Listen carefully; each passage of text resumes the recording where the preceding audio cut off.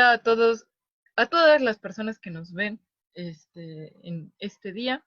Soy Mariel Irison Rebollo y les doy la bienvenida a las cápsulas Lo que quieres saber y no has preguntado. Son preguntas frecuentes que nos han hecho desde Casa de las Diligencias, como parte de las actividades paralelas de RE, Arte contra la Violencia de Género. Cabe mencionar que RE es una exposición que tiene como objetivo concientizar o sensibilizar a la sociedad sobre el impacto del machismo y su relación con la violencia de género. Y bueno, para esto se realizan estas cápsulas y gracias a las personas que han hecho llegar sus preguntas, las cuales serán contestadas el día de hoy. En este caso nos acompaña Miriam Brito Domínguez, quien será nuestra ponente y quien contestará las preguntas del día de hoy. Y bueno, les voy a hablar un poco sobre ella. Miriam es doctora en sociología por la UAM y ella es especialista en estudios feministas y en formación para la igualdad de género. Y ha trabajado en el ámbito universitario, instituciones públicas y organizaciones de sociedad civil. Y bueno, pues yo les denle un fuerte aplauso virtual a Miriam Brito, y me alegra mucho que esté este día con nosotros. Y bueno, Miriam, vamos a empezar con algunas de las preguntas que nos han hecho llegar. Y bueno, empecemos con ¿el feminismo es igual al machismo, pero en las mujeres? Sí, muchísimas gracias por la invitación tanto a la Universidad Autónoma del Estado de México.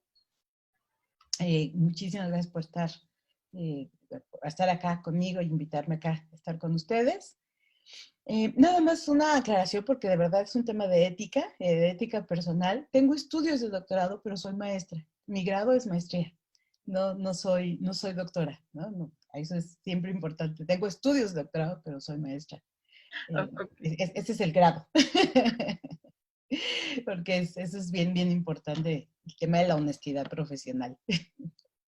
Bueno, pues el machismo es una ideología muy extendida que forma parte a su vez, de una estructura más amplia que es el patriarcado.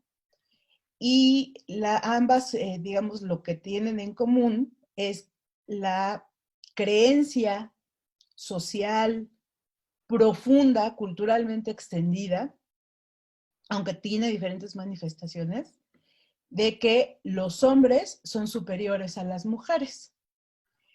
No es algo de ahorita, en toda época histórica, algo que han demostrado los estudios feministas, por ejemplo, en la antropología, es que todas las épocas históricas tienen esta creencia de que los hombres son superiores a las mujeres. Entonces el machismo es una expresión de eso, porque esa creencia tiene consecuencias, tiene maneras de actuar, maneras de sentir, maneras de pensar el mundo. En el caso mexicano, las generaciones más jóvenes a lo mejor no las conocen tanto, pero muy buenos ejemplos del machismo mexicano están en las películas de la llamada época del cine de oro mexicano, ¿no? Jorge Negrete, Pedro Infante, está Sara García, que esa me va a servir ahorita para ilustrar el de las mujeres.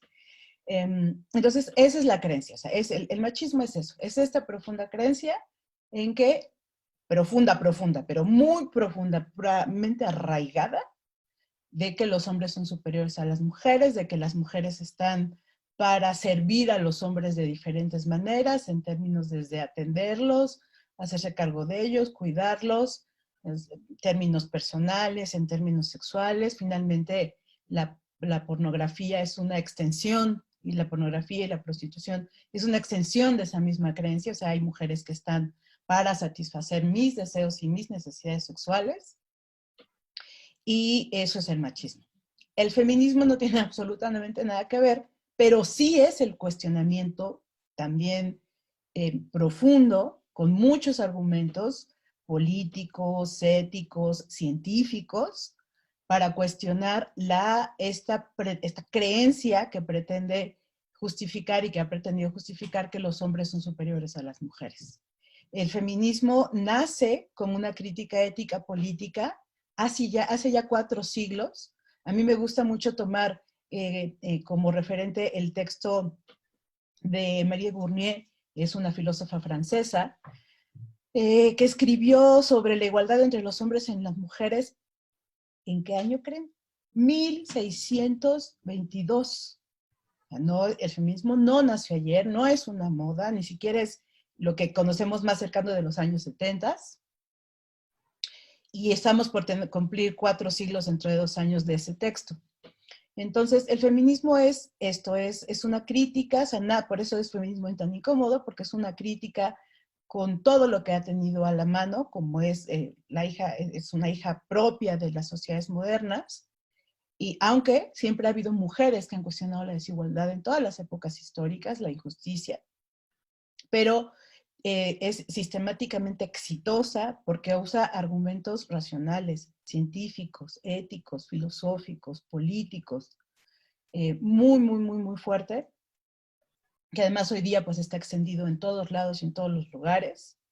Hay una gran producción académica, tiene un cuerpo teórico muy fuerte para poder cuestionar, entre otras cosas, el machismo.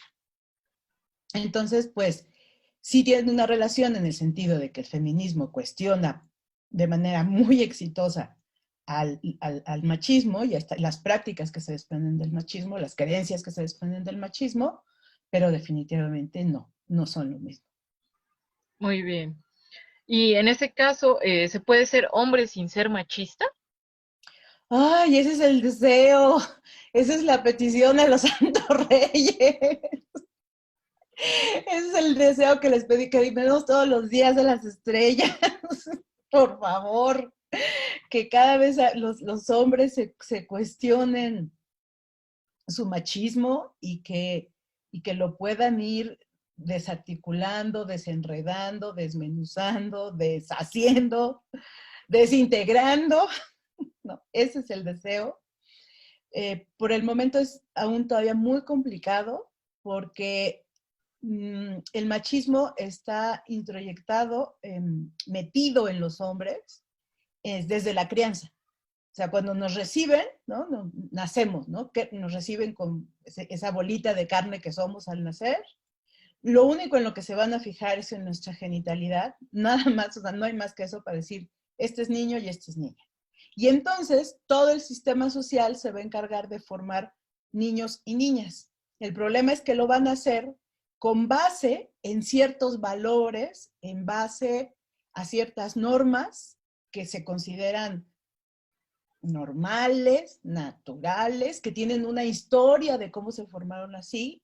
Y en el caso de los niños, pues van a empezar a formarlos muy competitivos entre varones, todo el tiempo tienen que demostrar que son hombres, todo este tema del control, toda esta incapacidad para manejar sus emociones y que todo sale a través sobre todo del enojo y de la ira.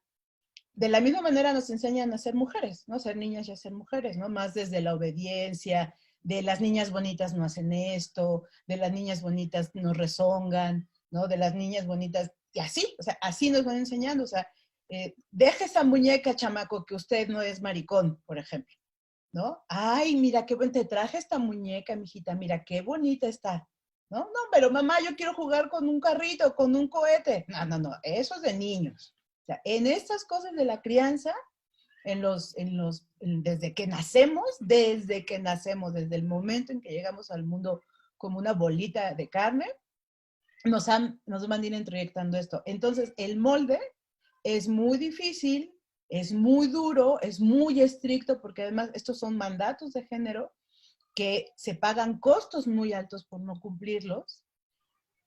Tanto mujeres como hombres pagamos costos cuando no los seguimos. Entonces, por eso, para muchos hombres es muy difícil dejar de ser machistas. Ojo, lo que yo suelo decirles es que los hombres en estos mandatos de género tienen un gran colchón de privilegios. Y eso lo hace más difícil todavía, porque entonces es mucho más complicado que quieran renunciar a ese machismo, ¿no? O sea, por ejemplo, a mí me dijeron que mi esposa me iba a atender. A mí me dijeron que cuando yo tenga una mujer, ¿no? Que yo la voy a mantener, por ejemplo, en el modelo tradicional, yo la voy a mantener y ella me va a atender, ¿no? Al final, en su origen, el matrimonio moderno es el intercambio de protección por obediencia. Carol Pateman, por ejemplo, es una estupenda filósofa feminista que ha teorizado sobre este asunto. Entonces, pues está bien difícil, ¿no? O sea, es muy complicado, pero la esperanza, justo desde el feminismo y de las cosas que han logrado los movimientos de mujeres y los movimientos feministas, ha sido hacer ver la necesidad de que este modelo machista se desarticule.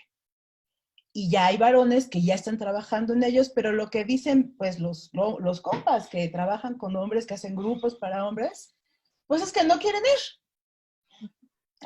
Que siempre, o sea, siempre en todos estos temas, ¿quiénes estamos más? Las mujeres. Entonces, pues sigue siendo la carta a los Reyes Magos, sigue siendo la petición a las diosas y a las estrellas, pero todavía está complicado porque ese colchón de privilegios que tienen los varones pues está bien difícil. ¿Quién renuncia a los privilegios por gusto? Pero ahí vamos, ahí vamos. Igual, relacionado a esa misma pregunta, ¿se puede ser machista siendo mujer? Por supuesto, por supuesto.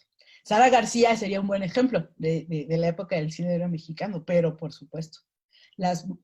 Porque el patriarcado, como les decía, el machismo es uno de los productos del patriarcado, y el patriarcado es una estructura social. ¿Eso qué quiere decir? Que está ampliamente extendido en las creencias, en las maneras de pensar, en la forma en la que vemos el mundo, y eso, al ser una estructura, al ser algo que está en todos los días, en todos los momentos, en nuestras creencias sociales compartidas, nos estructura, nos afecta, nos forma a mujeres y a hombres. Así que por supuesto que las mujeres, y incluso las mujeres que somos feministas, podemos por supuesto tener creencias, prácticas y acciones machistas. O sea, la deconstrucción ciertamente es mucho más complicada en los hombres, pero nosotras tampoco, o sea, no podemos decir que las mujeres somos las bonitas, pobrecitas víctimas inocentes. No, o sea, porque ahí hay un tema de cómo nos meten el machismo a todo mundo. Claro, no de maneras iguales, pero lo que sí nos meten a las mujeres, sobre todo a las mujeres que son madres, yo no soy madre, yo elegí no serlo, pero sobre todo vía el modelo de maternidad que nos rige socialmente, el fuerte, el duro, Sara García, del chocolate abuelita, son a las que las más preocupadas, la propia lógica del patriarcado las convierte en las primeras guardianas y defensoras del machismo. O sea, si yo no educo así a mi hijo, ¿no? Como un hombre fuerte, de carácter, que sepa poner a las mujeres en su lugar, entonces yo voy a hacer de él un maricón. Dicen cosas más feas, yo por supuesto no lo voy a decir aquí, ¿no? Pero ya, todo el mundo las hemos escuchado. Entonces, por ejemplo, el tema de la virginidad, que ya cada vez está, espero, diluyendo más el tema de la virginidad para las mujeres, ¿quiénes son las primeras que se los exigen? Las mamás, ¿no? Las mamás, las abuelas, las tías. Es lo mismo, o sea, es como las mujeres somos, más las mujeres que son madres, nos meten el asunto de defender los valores que se consideran son mandatos de género de los más importantes. Entonces, mujeres, o sea, lo escucho enormemente. Es que las mujeres son las que forman a los machos. Sí y no. O sea, sí, pero espérame. O sea, sí en el sentido de que eso es lo que les enseñaron que debían ser, porque si no van a ser hombres debiluchos y mandilones, y no en el sentido de que no es un tema consciente. Es un mandato que hasta que lo reflexionan, que las mujeres que tienen la oportunidad de hacerlo, pues decirle a mi hija que le sirva de comer a su hermano y que le lave la ropa y que lo atienda, ¿no? Pues que lo agarre mi hijo y que lo haga. Pero de nuevo, es parte de como estos mandatos de género tan desiguales, tan difíciles, son bien duros y están tan arraigados, pues lleva tiempo darse cuenta y luego desmontarlos. Entonces, claro, las mujeres, por supuesto que podemos ser machistas, sin duda alguna. Y relacionado a esos, justamente a esos mitos, o a esas conductas, viene esta pregunta. ¿Qué es el consentimiento sexual? Sí, claro, acá pasamos justo, sí, seguimos en la misma línea, ¿no? Justo de los mandatos de género, de los roles, de los estereotipos, de las creencias, de cómo deben de ser los hombres y cómo deben ser las mujeres. Justo dentro del machismo, dentro de esta estructura patriarcal que he mencionado, a los hombres se les enseña que ellos deben ser los que tomen la iniciativa, y a las mujeres nos enseñan que somos las que tenemos primero que esperar a que lo hagan, porque si no somos unas locas. Y segundo, además nos tenemos que resistir, porque si no, no nos estamos dando nuestro lugar. Entonces, las mujeres no debemos ser busconas, comillas, muchas comillas en esta palabra, estoy usando las palabras que son como más cotidianas en estos temas. Entonces, las mujeres no debemos buscar, tenemos que esperar a que mi gatita se quite la pantalla. Ay, mi vida. Eso, ahí muy bien. Tenemos que esperar a que los hombres nos busquen porque eso es lo que hace una mujer decente, ¿no? O una chica decente. Además, sobre todo, estos valores son tan duros en la adolescencia. Las cosas son espantosas en la adolescencia, es cuando tenemos menos elementos para cuestionarlos, ¿no? A menos que tengamos en casa o estemos cerca de una feminista, por ejemplo, que le diga, no, mijita, usted búsquele, usted tome la iniciativa. Pero bueno, se pagan costos también para hacer eso. Entonces, como nos han enseñado que los hombres son los que deben ir a conquistar, o sea, desde ahí las palabras que se usan, ¿no? Los hombres deben ir a conquistar y las mujeres tienen que esperar a ser conquistadas, el asunto del consentimiento se vuelve algo muy complicado, porque lo que los hombres dicen, y es cierto en las prácticas, es que cuando está diciéndome que no, en realidad se está haciendo la difícil. Pero en el fondo, yo varón, insisto y insisto y insisto y insisto, me va a acabar diciendo que sí. Porque así es como nos han socializado, ¿no? Ese es el lugar que le han dado a los hombres, como son los que buscan, los que toman la iniciativa, los que tienen que insistir, insistir, insistir, aunque les digan que no. Y las mujeres nos tenemos que decir que no y tenemos que resistir y tenemos que darnos a desear, porque además también es parte de darnos nuestro lugar. Esa lógica es tremendamente complicada y tiene consecuencias negativas muy fuertes. Porque, claro, sobre todo las generaciones más jóvenes están diciendo no, pero están diciendo un no que es en serio, no es no. O sea, por eso una de las reivindicaciones del feminismo es no, es no. No es no, pero sí, no es no, pero si insiste sí. Pero como todavía tenemos la práctica muy arraigada entre mujeres que no se identifican con el feminismo, con mujeres que no han tenido la oportunidad de cuestionar esta manera de vincularse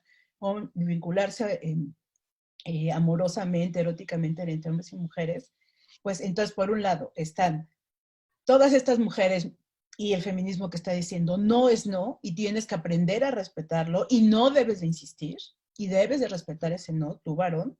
Y por otro lado, en las prácticas todavía tenemos mujeres que se están manejando bajo esa lógica de un no inicial, pero me tienes que rogar, ¿no? Me tienes que ganar, porque es lo que nos enseñaron.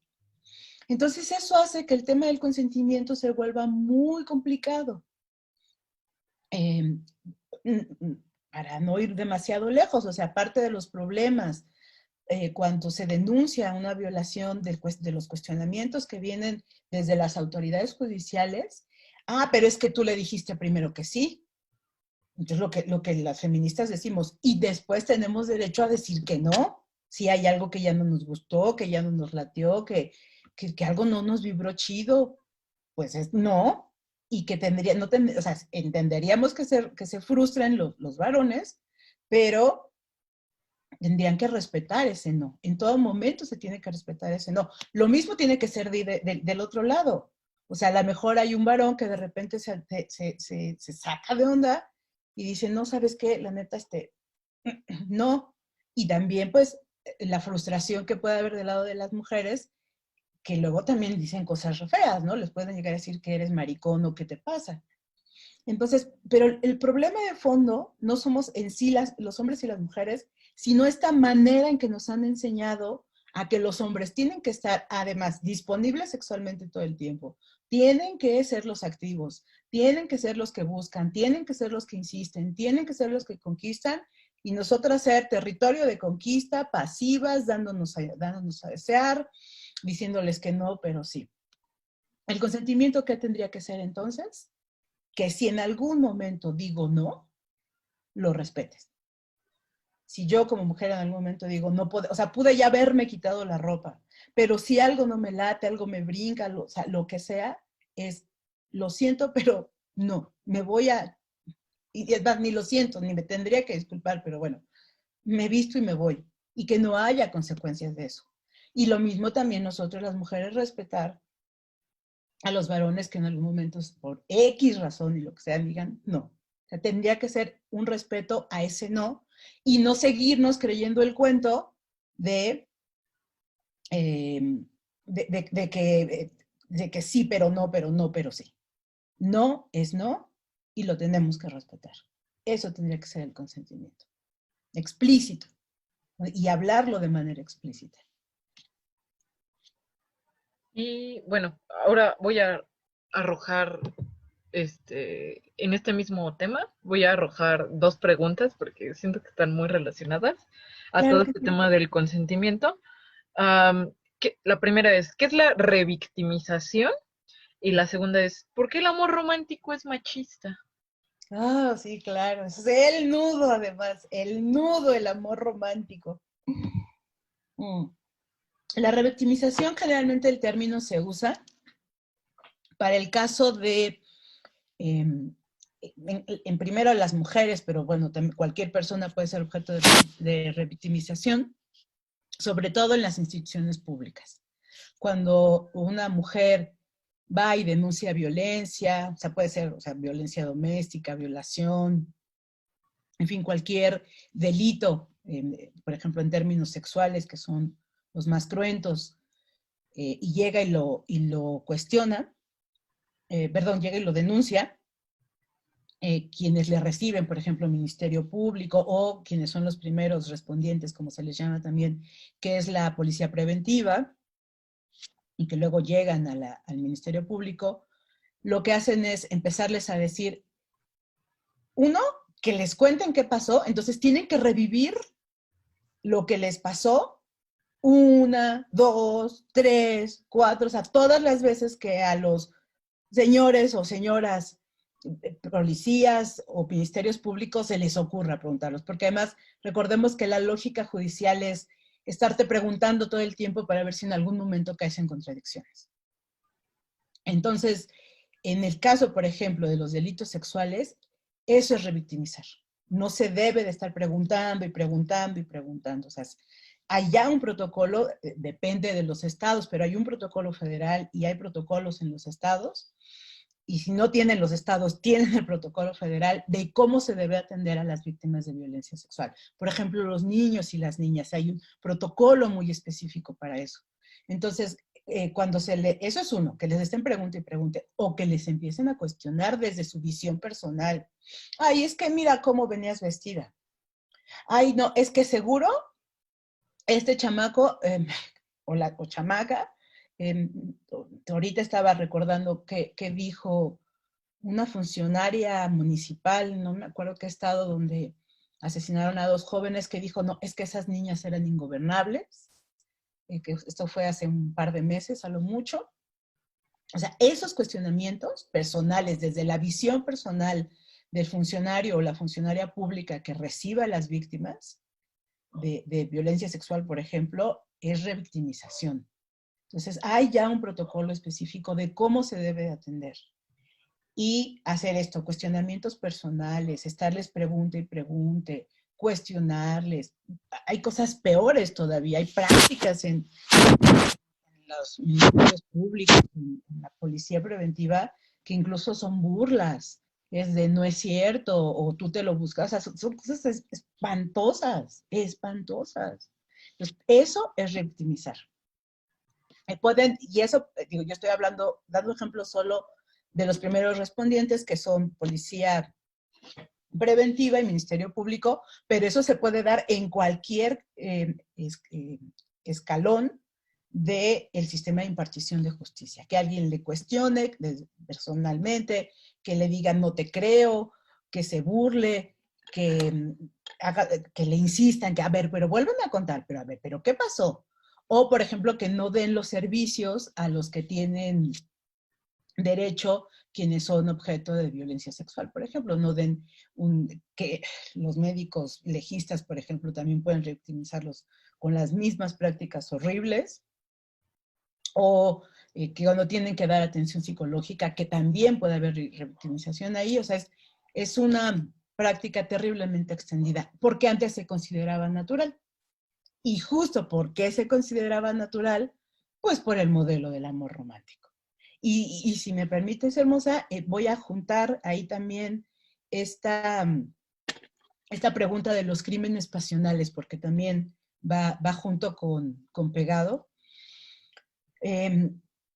Porque desde el modelo, vamos a decirle, el modelo del amor romántico patriarcal, para seguir apostando que podemos construir nuevas formas de amor que no sean patriarcales, que no sean machistas.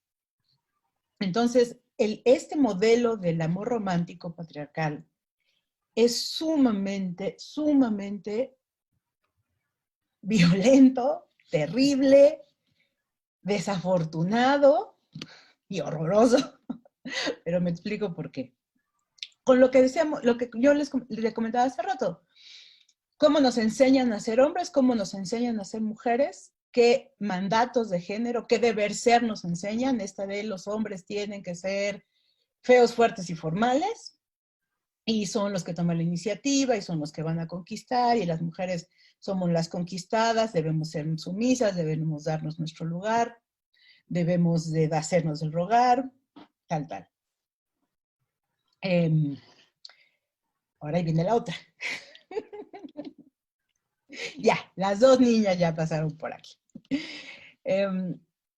Entonces, a eso se suman todavía, sumémosle a esa parte, la parte del machismo. La creencia profundamente arraigada y extendida de que los hombres son superiores a las mujeres. Y que además ambas partes no lo creemos. En lo más profundo de ser no lo llegamos a creer. Pues sí, es que yo, pues como soy mujer, pues debo de obedecer, pues no tengo que estarla haciendo ahí de emoción, más me vale portarme bien. Cada vez hay más mujeres que se rebelan a eso. Pues juntamos todo eso como en una coctelera, ¿no? Lo metemos en una tombolita, y lo que nos da lugar es que cuando además le agregamos a esta fórmula, le agregamos la parte del deseo, la parte de que alguien nos gusta, la parte de que nos enamoramos, el piso, la tierra está fértil para que se generen formas de relación amorosas desde ahí, desde la pretendida superioridad de los hombres y la inferioridad de las mujeres, desde que estos están para mandar y estas están para obedecer, y como el amor todo lo justifica, y el amor todo lo puede, y la creencia de que el amor, este modelo de amor patriarcal, es lo mejor que nos puede pasar en el mundo, y que además, es más, si no tenemos novios, novias, parejas, algo anda mal con nosotras. Además, agreguémosle todos los mandatos de belleza, de ser deseable, de ser, la necesidad de que sabernos que somos atractivas, que somos atractivos, todo eso que se juega ahí, todos estos elementos que se juegan sobre la base del machismo, pues generan modelos de relación amorosas terribles. Terribles en el sentido de que pues se generan estas formas de control, estas formas de dominación, generalmente de varones hacia mujeres, pero desde esta posición de sumisión también las mujeres hacemos cosas. También las mujeres decimos, bueno, sí, o sea, cedo en la obediencia, pero por otro lado hago otras cosas, ¿no? Espero otras cosas también que pueden ser hasta un tema también de control, por ejemplo, los celos que experimentamos hombres y mujeres, todo el tema de la celotipia, es una manera de control, es esta necesidad de posesión y de control. Y la posesión es el tremendo hijo de estas cosas, ¿no? Es que tú eres mío, es que tú eres mía, nos convertimos en objeto, nos dejamos de ser vistas y tratadas y tratados como personas, y nos convertimos en el objeto. Y además se justifica, porque eres el objeto de mi amor. Entonces, por amor, podemos hacer lo que sea. Este asunto como se les llamaba, de los crímenes pasionales, era parte de lo mismo. Es que él mató a su mujer, o sea, su mujer, su objeto, su propiedad, porque la encontró con otro, porque la engañó con otro, porque, entonces, no, pues compréndanlo, o sea, sí tiene razón ese señor en, por su honor machista, no lo dirán así, ¿no? O sea, por su honor masculino, sí tenía todo el derecho de matarlo. Entonces, crímenes pasionales es uno de los términos que ya no se usa y que ya no se debe de usar, tanto para estas relaciones heterosexuales como para ningún tipo de relación amorosa entre hombres, entre mujeres, porque naturaliza la violencia, naturaliza la idea de que somos objeto y de que el amor, de que somos objeto, de que somos propiedad de alguien por amor. Entonces, el modelo del amor romántico patriarcal es terrible, es terriblemente machista y da lugar, es el piso fértil para la violencia. Y ya la vemos ahí. Y todo se justifica, ¿por qué? Pues porque te quiero, porque me quieres, porque nos amamos, porque el amor todo lo puede. Este rollo de, es que va a cambiar, es que por amor va a cambiar, más el colchón de privilegio de los varones, que lo siguen ejerciendo, como por ejemplo el tener, sin un acuerdo específico, no sé, con una pretendida monogamia, tener, por ejemplo, varias parejas. Entonces, este modelo del amor romántico patriarcal, hay mucha bibliografía, ¿no? Si alguien más quiere entrarle a este tema, por ejemplo, que busque el blog de Coral Herrera, es una feminista española que ha trabajado profundamente este tema, que tiene textos bien sencillitos, bien interesantes, libros, artículos, no hay que comprarlos, ella es súper generosa, tiene muchos artículos sobre el tema, porque de verdad es algo que pasa por la reflexión personal y de decir que esta manera en que nos enseñaron, en que teníamos que vivir el amor romántico, de las flores y los ositos y los chocolates, lo voy a decir así con toda conciencia, puede ser una trampa mortal, puede ser al menos una trampa de violencia, muy dura. Y no es porque las personas solamente seamos malas, o sea, no es tan fácil, pues es porque eso es lo que nos han enseñado, eso es lo que nos han vendido, o sea, y además al sistema capitalista le conviene un montón el modelo del amor romántico, porque ¿cómo vende? O sea, nada más pensemos el 14 de febrero, o sea, ¿cómo vende? O sea, vende muchas cosas. Entonces, ¿por qué no ir pensando, pues, que podemos encontrar otras maneras de amar y de relacionarnos más desde el cuidado, desde la horizontalidad, desde ver a la persona como una persona independiente y autónoma, no como un objeto? En fin, el feminismo ha construido ahí varias propuestas.